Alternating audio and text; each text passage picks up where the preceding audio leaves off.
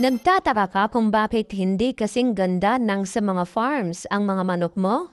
Pinapakain mo rin naman at tinaalagaan. Pero bakit mga pangit at payat pa din ang mga manok mo?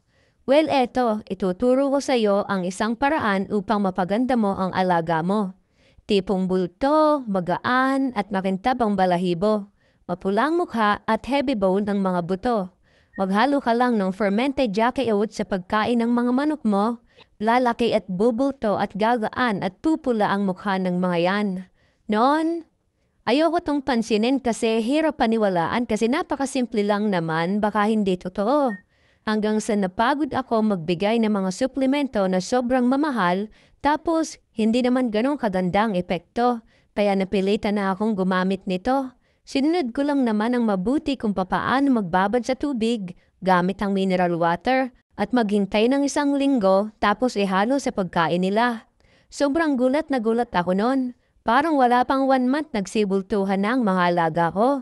Kaya ikaw, bago mo sabihin na hindi epektibo to, bakit di mo muna subukan? Marami kaming buhay na patunay na sa una akala namin hindi gagana. Pero nagulat kami sa resulta. O paano? Wag lang puro scroll.